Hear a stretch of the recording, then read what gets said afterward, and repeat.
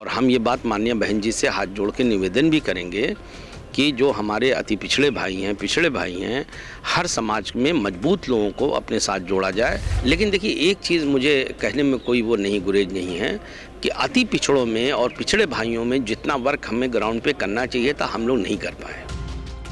UP में 2 सीटों पर हुए लोकसभा चुनाव में आजमगढ़ का मुकाबला बड़ा दिलचस्प रहा। यहां बसपा के शाह आलम उर्फ गुड्डू जमाली ने भाजपा के साथ सपा को भी झटका देते हुए खूब वोट झटके। लेकिन ऐसे में अब अपनी हार की समीक्षा करते हुए गुड्डू जमाली ने बसपा सुप्रीमो मायावती को ही अब नसीहत दे डाली। गुड्डू जमाली का कहना है कि अगर आगे आने वाले चुनावों को जीतना है तो अति पिछड़े समाज को पार्टी के साथ जोड़ना होगा और इन समाजों से नेताओं को तैयार करने की जरूरत है। हम ये बात माननीय बहन जी से हाथ जोड़ के निवेदन भी करेंगे कि जो हमारे अति पिछड़े भाई हैं, हर समाज में मजबूत लोगों को अपने साथ जोड़ा जाए ताकि ये पार्टी पुराने फार्म में आ सके। जी। अब उसी बात पे करते हैं कि जैसे कि अब आपको जीत के लिए लगभग 3 लाख से ऊपर का आंकड़ा चाहिए होगा, लेकिन आप 260, 263, 266 तक ही रह जाते। अब क्या स्ट्रेटजी अपनाएंगे इसको? मैंने कहा ना कि उसमें ये हो गया, एक तो परसेंटेज कम हो गई पोलिंग की। और आप देखिए राजू भाई, ये मेरे कहने में मत जाइए, जैसे हमारे मुस्लिम समाज में भी कम पोल हुआ और हमारे एससी समाज में भी कम पोल हुआ। दूसरे दलों का भी हुआ होगा, मैं ये नहीं कहता कि उनका नहीं, उनका सब पोल हो गया, मेरा नहीं हुआ, लेकिन कंपैरेटिवली हमारा ज़्यादा कम हो गया।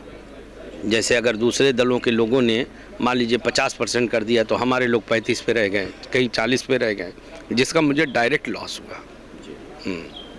और हम लोग ये भी ईमानदारी से स्वीकारने में कोई बुराई नहीं है कि मुस्लिम समाज तो मैंने पूरा अपने मेहनत से, अपने मुसलुक से 75% मैंने ले लिया। आप हर बूथ पे देखिए, मेरे कहने पे मत जाइए।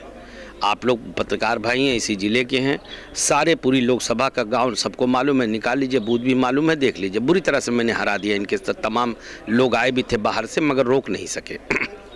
एससी समाज भी पूरी ताकत से हमारे साथ खड़ा रहा। मेरा संगठन भी, इवन माननीय बहन जी खुद इसको मॉनिटर करती थी, रोज़ दिन में 2 बार बात करती थी, ऑडियो जारी किया, अपील जारी किया, सब किया।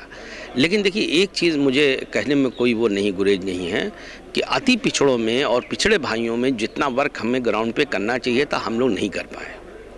और मैं भी नहीं दौड़ पाया वक्त की कमी की वजह से। अगर मैं भी दौड़ता तो शायद और कुछ नतीजे होते, और हमारे संगठन में भी उतना इफेक्टिवली काम नहीं हो पाया, जिसका हमें लॉस हुआ।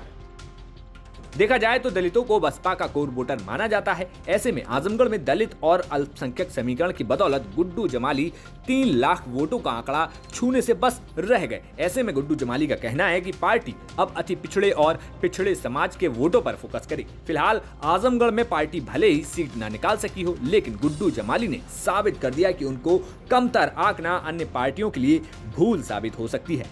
आजमगढ़ से राजीव कुमार की रिपोर्ट, यूपी तक।